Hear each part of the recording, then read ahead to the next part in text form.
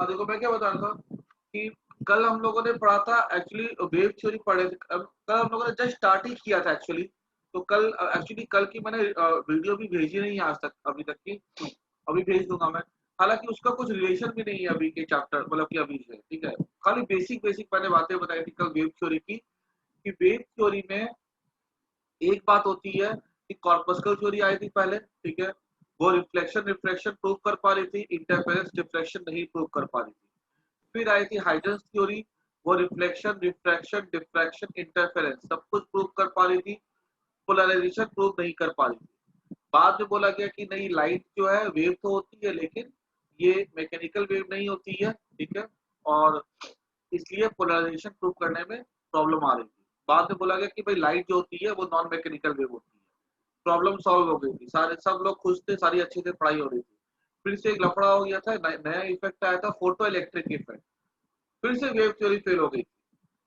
फिर उसको सपोर्ट किया गया था पार्टिकल थ्योरी से, और लास्ट में ये बोला गया था, कंक्लूजन ये निकाला गया मॉडर्न फिजिक्स में जाके पढ़ेंगे कि लाइट का जो डुअल नेचर होता है, ठीक है। अब यहाँ पे अगर हम बात करें तो यहाँ पे हमारे लिए जो सबसे इंपॉर्टेंट जो थ्योरी है वो हाइडेंस की थ्योरी है। उसके पहले हम लोग को पढ़ना एक term, that is wave front.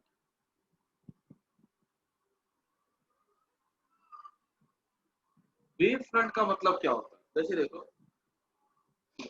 एक एग्जांपल ले लो, ठीक है। पहले हम लोग डायरेक्टली ऑप्टिक्स पे नहीं आते, मैं तुम्हें एग्जांपल देता हूँ। मान लो कि तुम जाते हो कोई नदी के पास, वहां तुमने क्या किया, कोई पत्थर को फेंका। जैसे तुम वहां पत्थर को फेंकते हो पानी के अंदर, पानी में क्या डिस्टरबेंस प्रोड्यूस होती है, वहां पे हलचल बनती है। जैसे वहां पे जो हलचल क्रिएट होती है ना, ठीक है, वहां पे हम क्या बोलते हैं, रिपल्स की फॉर्मेशन होती है। ऐसे करके वहां पे,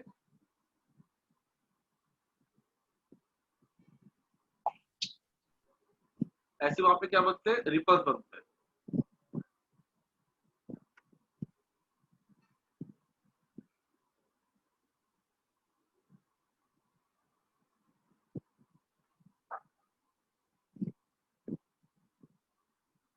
हाँ से बात, ऐसे यहाँ पे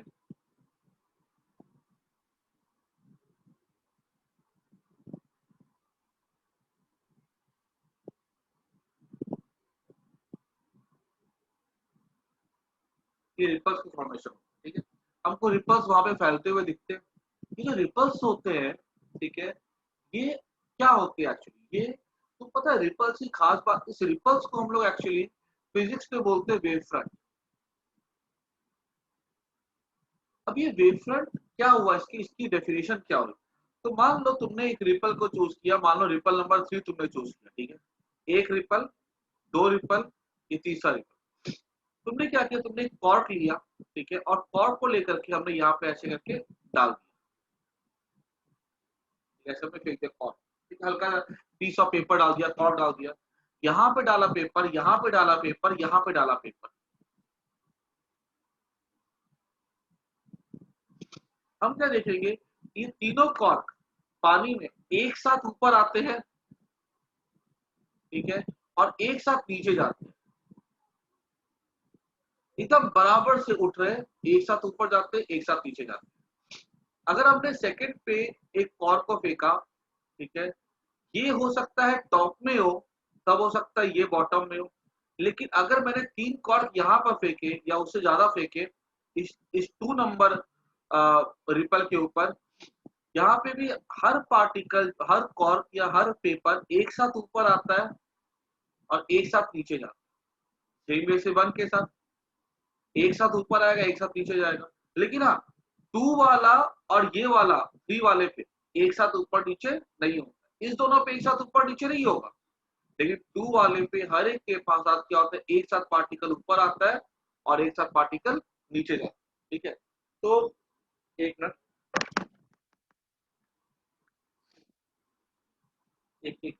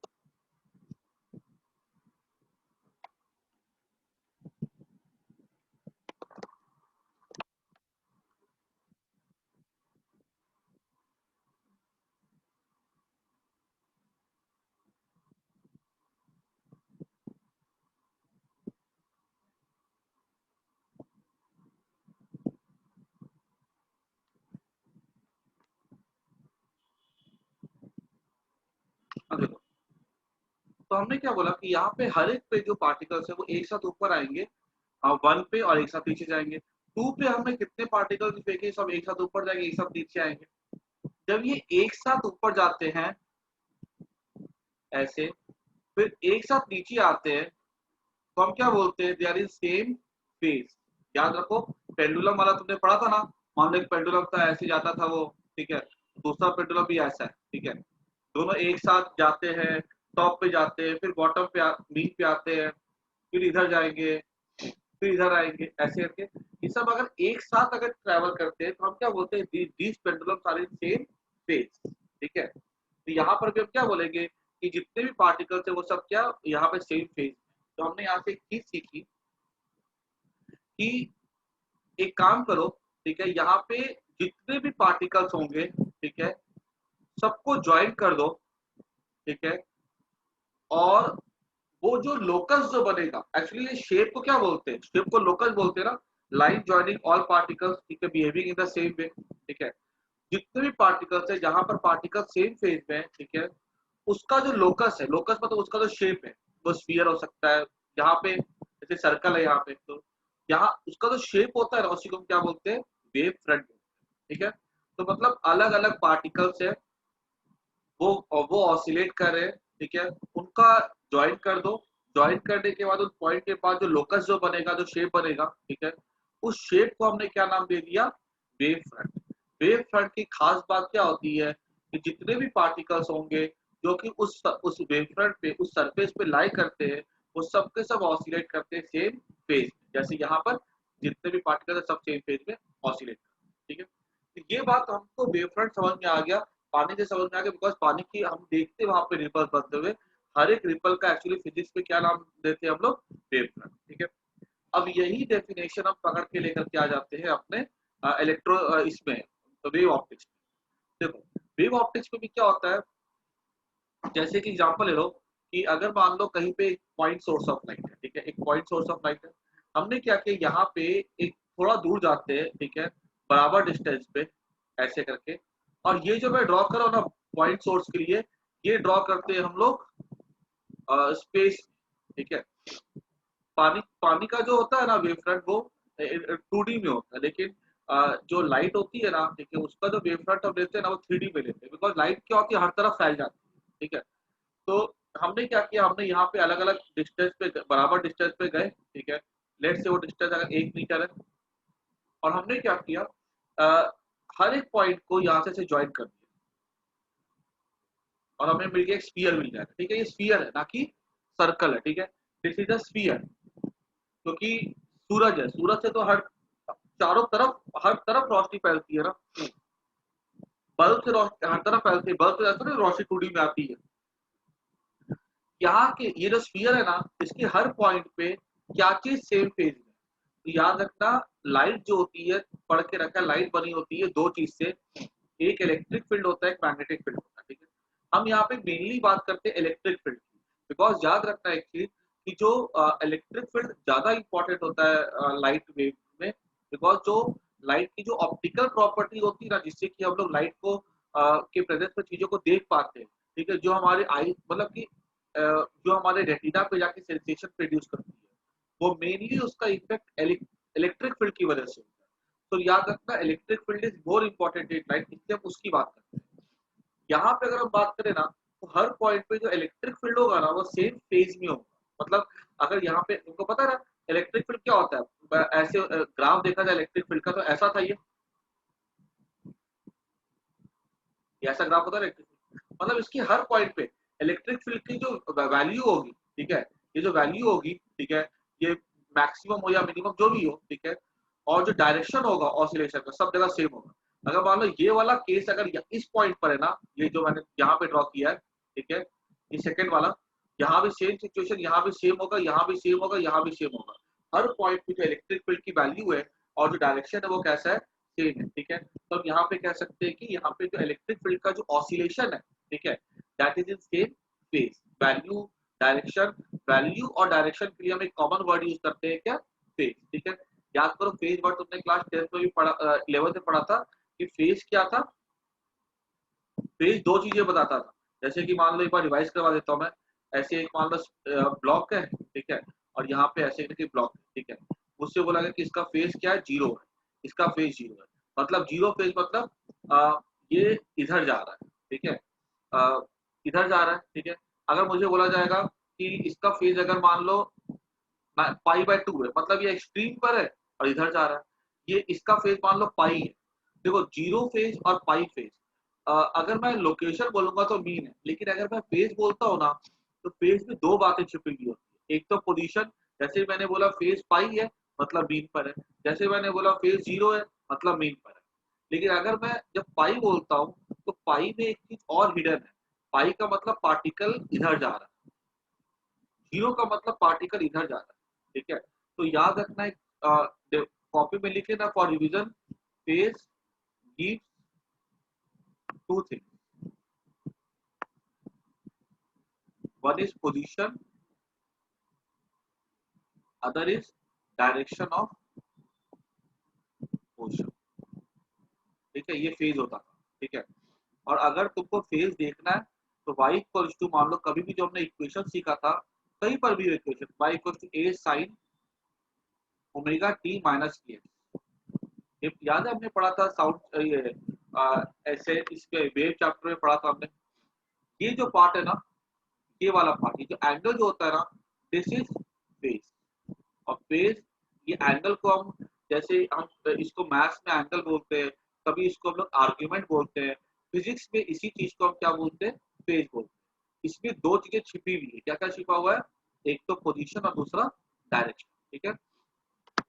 अगर ये इक्वेशन अगर मैं इलेक्ट्रिक फील्ड के लिए लिखता, तो E equals to E naught sine omega t minus k, ये वाला क्या हो जाता है, ये हो जाता है फेज, ठीक है। अगर मैं सिंपल भाषा में बोलूं, यहाँ पे जितने भी पार्टिकल है, ठीक है, ये अगर वेवफ्रंट है, तो हर एक पार्टिकल का के पॉइंट पे इलेक्ट्रिक फील्ड की वैल्यू और डायरेक्शन क्या है, सेम है। इसी को शॉर्ट में मैं लिखता हूँ कि यहाँ पे electric field is oscillating in the same phase. ये थोड़ा टेक्निकल लैंग्वेज हो गया, ठीक है। और अगर मैं इसको मैथमेटिकली देखने जाऊँ ना, तो हर एक यहाँ पे इलेक्ट्रिक फील्ड के इक्वेशन में क्या देखूंगा मैं, ये चीज मुझे कैसी मिलेगी, सेम मिलेगी, ठीक है। ये लोग सबको एकदम।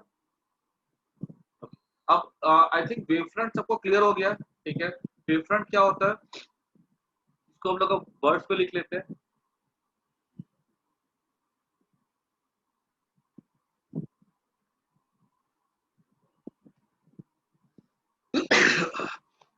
नोट कर लेना इसको, wave front,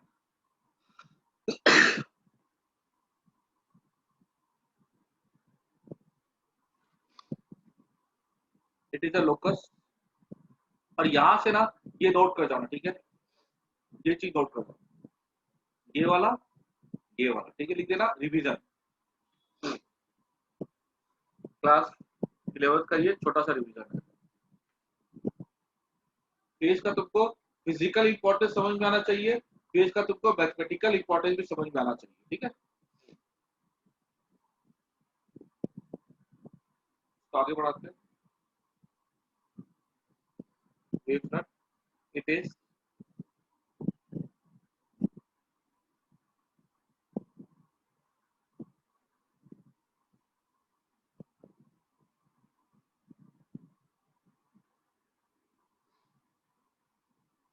it is the locus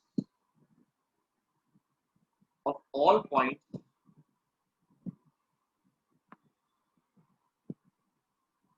vibrating in the same phase,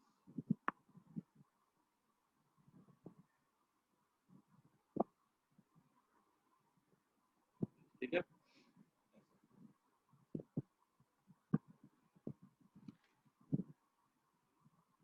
फिर हो गया सेम फेज मीन्स, अगर इलेक्ट्रिक फील्ड की value, direction of oscillation and value is same at every point, ठीक है। और अब बात करते हैं तो थोड़ा सा आगे, वेवफ्रंट आपको समझ में आ गया अच्छे से, ठीक है। वेवफ्रंट में तुमसे इतना पूछा जाएगा तो तुम वेवफ्रंट की डेफिनेशन लिख सकते हो। अब बात करते हैं लोग हाइजेंस की वेव थ्योरी, जो सबसे इंपॉर्टेंट थ्योरी है।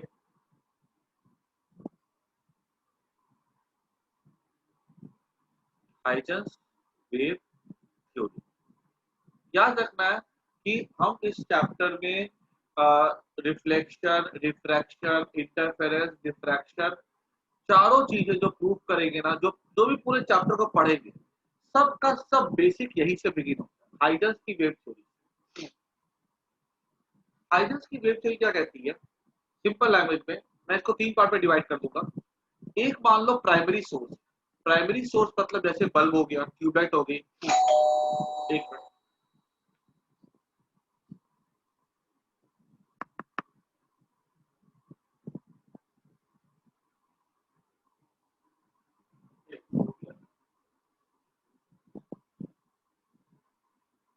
आज छोड़ दो।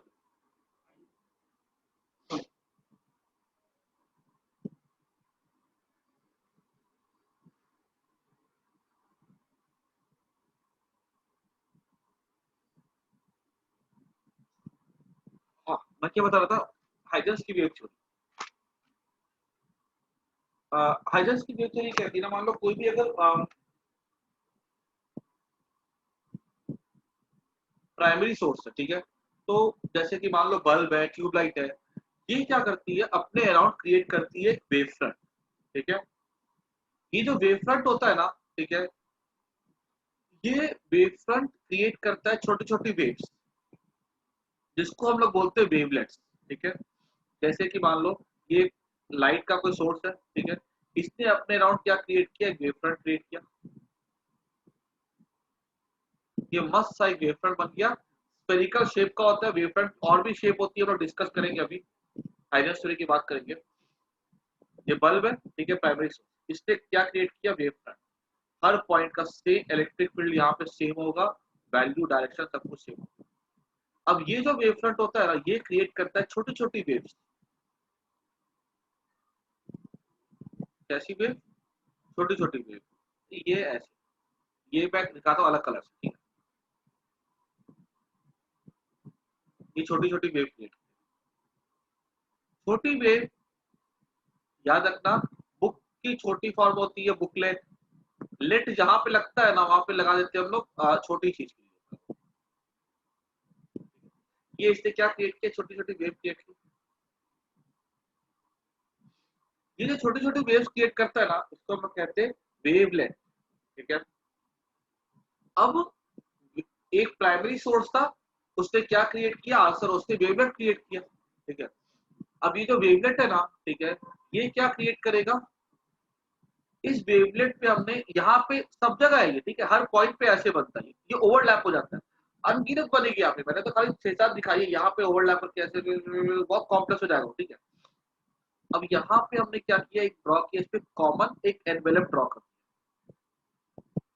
एनवेलप बोलो या टेंजेंट बोलो।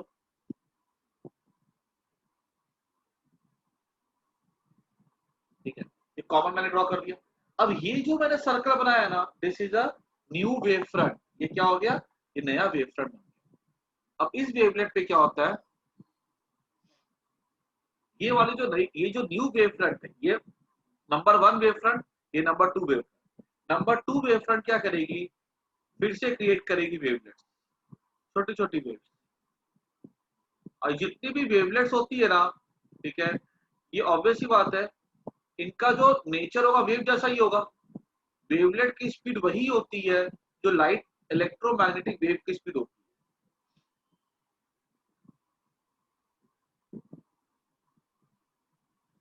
मतलब इसका जो रेडियस बनेगा ना, कितना दूर जाएगा, that is equals to speed of light into जितना समय हम के बाद हम देखते हैं इनटू टी। ठीक है, आफ्टर टाइम टी देखेंगे तो वेवलेट का साइज क्या हो जाएगा, यहाँ पे वी इंटू टी हो जाएगा। अब यहाँ पे ये क्या बन गया, नया वेवलेट बन गया। अगर मैंने यहाँ पे ड्रॉ कर दिया कॉमन टेंजेंट, मतलब एनवेलप ड्रॉ कर दिया,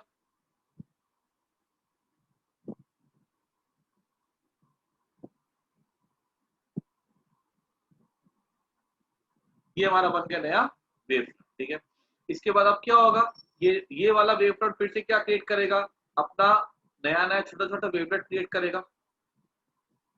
वो वेवलेट जिस रफ्तार से आगे बढ़ेगा, मतलब जो इसका रेडियस होगा, ठीक है, जो इसकी स्पीड होगी बढ़ने की, that is same as the speed of the light. ठीक है, और यहाँ पर ये हमारा क्या बन गया, नया वेव फ्रंट बन गया।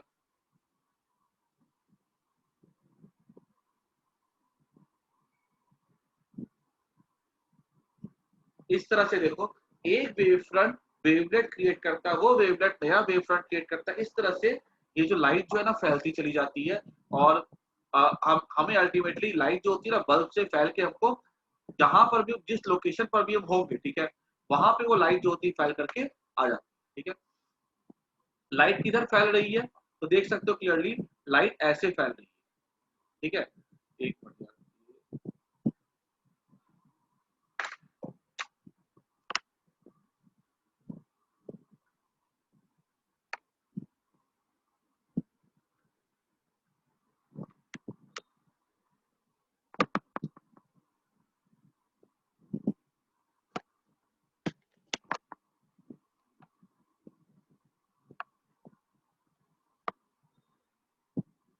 अब देखो लाइट कैसे फैल रही है, लाइट जो है वो ऐसे फैल रही है। ठीक है, अगर लाइट अगर ऐसे फैल रही है, तो मैं क्या बोल सकता हूँ कि ये जो डायरेक्ट, जो अगर लाइट इधर जा रही है, ये अगर इस डायरेक्शन में जा रही है, तो लाइट कैसे जा रही है, ऐसे, ऐसे वेव फ्रंट जाना है। मतलब अगर मैं लाइट के डायरेक्शन का फैल रहा है इधर का है ना, ये ऐसे रेडियली फैल रही है ना, तो अगर मान लो मैं यहाँ पे दिखाता हूँ अगर कि लाइट रे किधर है, ये हो गया light, this is light,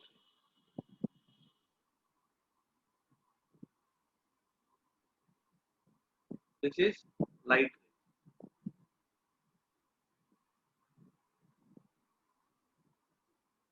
this is light,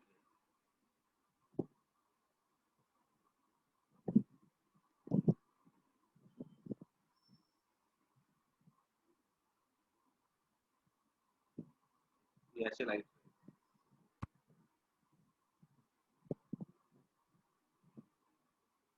ठीक है, ये देखो ऐसे करती है लाइट रे। ठीक है, इसको थोड़ा सा ना फील की तरह समझो, मैं अभी पूरा हेडर्स की वेव थ्योरी लिखाता हूँ कि लाइट रे और वेव फ्रंट में क्या चीजें होती है, क्या इन दोनों का सिग्निफिकेंस। वेव फ्रंट क्या होती है, वेव फ्रंट होती नहीं, वेव फ्रंट बनती चली जाती है एक के बाद एक, ऐसे एक वेव फ्रंट है, ये दूसरी वेव फ्रंट है, तीसरी वेव फ्रंट, चौथी वेव फ्रंट, वेव फ्रंट ऐसी जा रही है, ये लाइट रे होती है।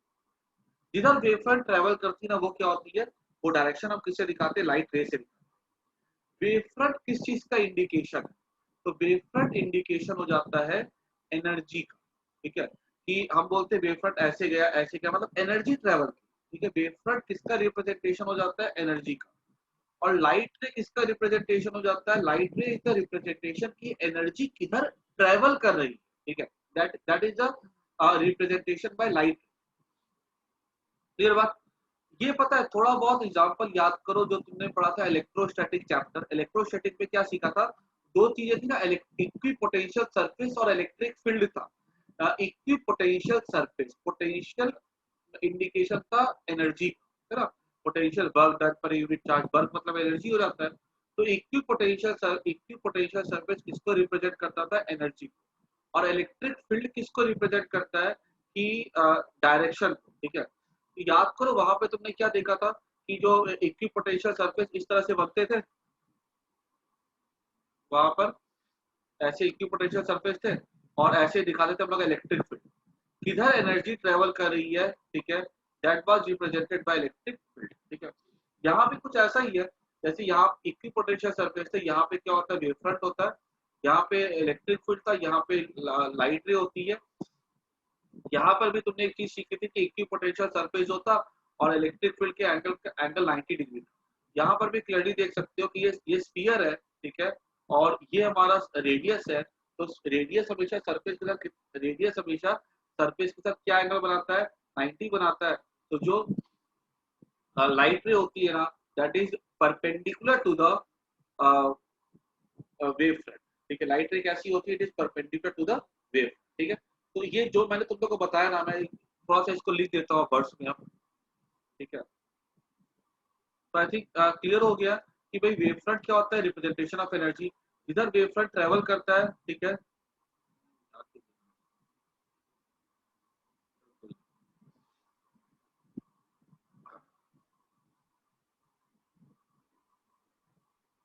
यहाँ पे मैं इसको वर्ड्स पे लिख देता हूँ।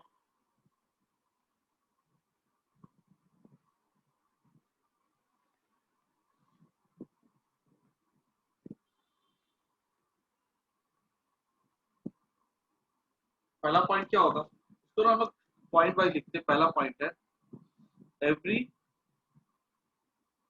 Wave front, every point on wave front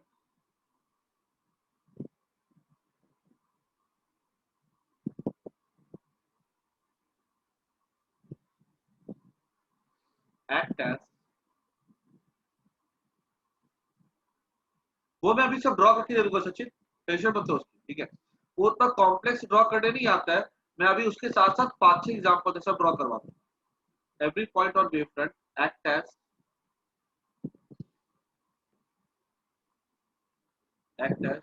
new source of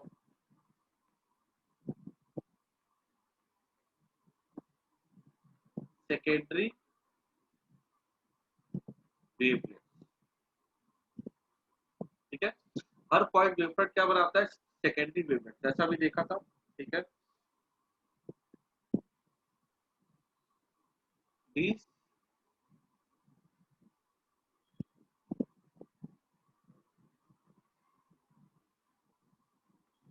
second point, these wavelets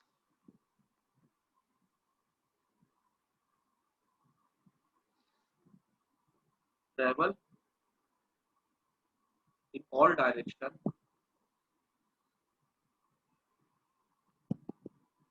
with speed of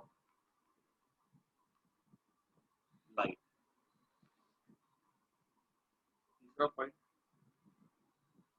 common envelope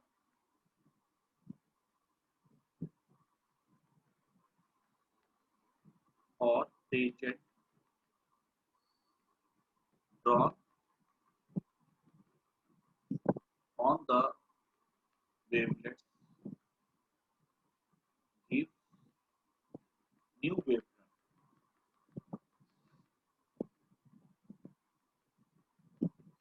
ठीक है। ये 3 पॉइंट हो गए। उसके बाद ये तीनों लिखने के बाद क्या करोगे, in this way one wavefront,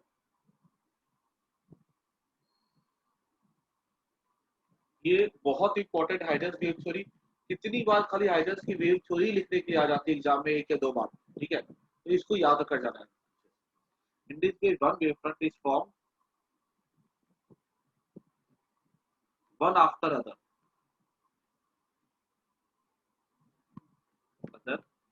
and energy propagates,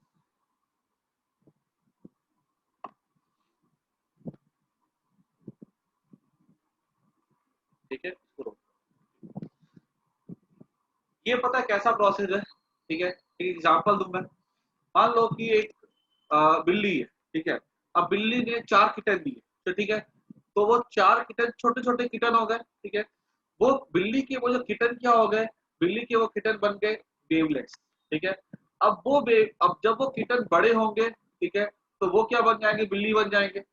वो बिल्ली बन के फिर से वो 4-4 किटन देंगे, ठीक है। और फिर से वो किटन बड़े हो जाएंगे, फिर से बिल्ली बन जाएंगे, फिर से किटन देंगे। इस तरह से क्या होता है, प्रोसेस क्या होता है, चलता चला जाता है। In the same way wavefront क्या पैदा करते हैं, वेवफ्रंट पैदा करते हैं वेवलेट्स। वेवलेट्स क्या बनाएंगे, वेवफ्रंट बनाएंगे। वेवफ्रंट क्या बनाएंगे, वेवलेट्स बनाएंगे। वेवलेट्स क्या बनाएंगे, वेवफ्रंट बनाएंगे। और ये प्रोसेस जो होता है चलता चला जाता है। और इस प्रोसेस से क्या होता है, वो जो एनर्जी जो होती है फैलती चली जाती है। सूरज से रोशनी, बल्ब से रोशनी, ठीक है, हर एक से रोशनी हमारे पास कैसे आती है, ये तरीके से उसने एक्सप्लेन किया। एक्चुअली उसका तरीका ये था एक्सप्लेन करने का कि बल्ब से रोशनी आती है, ठीक है। न्यूटन ने बोला पार्टिकल आता है बल्ब से, हमारे पेपर पे, पेपर को चमका देता है, ठीक है। इससे वेव थ्योरी क्या बोलती है कि नहीं, वहां से क्या निकलता है, वेवफ्रंट निकलता है, वेवफ्रंट से वेवलेट निकलता है। और उस प्रोसेस से बल्ब से जो एनर्जी है हमारे तक की पहुंच पाती, ठीक है। ये ऐसे हाइजर्स ने एक्सप्लेन किया वेव थ्योरी से कि कैसे लाइट एनर्जी ट्रेवल करेगी।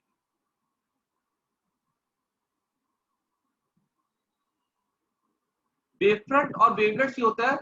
वेवफ्रंट पैदा करता है वेवलेट्स, ठीक है। देखो, वेवफ्रंट बनाता है वेवलेट, ठीक है। ऐसे छोटी वेव को हम क्या बोलते हैं, वेवलेट्स। इसी पे कॉमन टेंजेंट ड्रॉ कर दिया, ये क्या बन गया, वेव फ्रंट। ठीक है, तो यही डिफरेंस, और इसका ऐसा कोई डिफरेंस आता भी नहीं। छोटी वेव को वेवलेट बोलते हैं, और वेवलेट में कॉमन टेंजेंट से क्या बनता है, वेव फ्रंट बनता है, बस। इट्स समथिंग लाइक, जो फर्क बिल्ली और किटन में होता है ना, वही फर्क वेव फ्रंट और वेवलेट्स में होता है, इतना ही है। ठीक है, ऐसा कुछ लिखने भी नहीं आता है।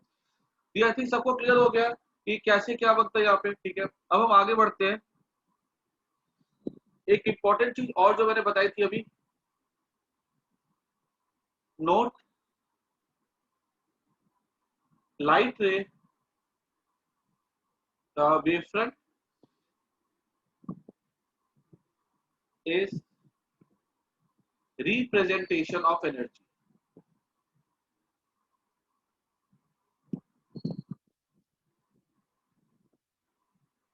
और वेवलेट और क्या कहते हैं, लाइट रे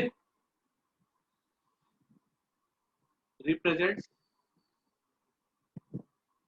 direction of propagation of this energy.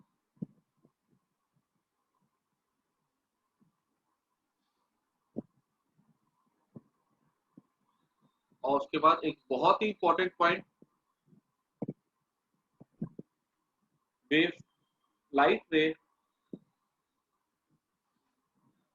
is always perpendicular to wave front। ठीक है, क्लियर होगी बात सबको। अब हम आगे देखने जा रहे हैं कि हमारे सामने ना कुछ कुछ हम लोग को ड्रॉ करने बोला जाएगा वेव फ्रंट। ठीक है, तो उसको कैसे कैसे ड्रॉ करेंगे देखते हैं हम लोग कभी आगे। इसको फटाफट नोट कर जाओ, मैं क्लास को एंड करता हूँ, फिर स्टार्ट करूंगा, ज्वाइन कर देना। ठीक है, और उसमें से पता है क्वेश्चंस आते भी है, जैसे कि प्रिज्म का होता है, इसका होता है, अलग अलग शेप ड्रॉ करते हैं।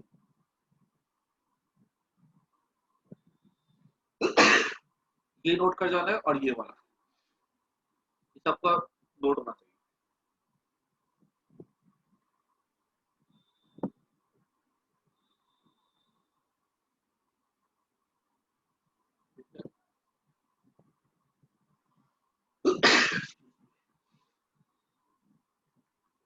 चलो मैं क्लास एंड करो, अभी फिर से ज्वाइन कर लो ना।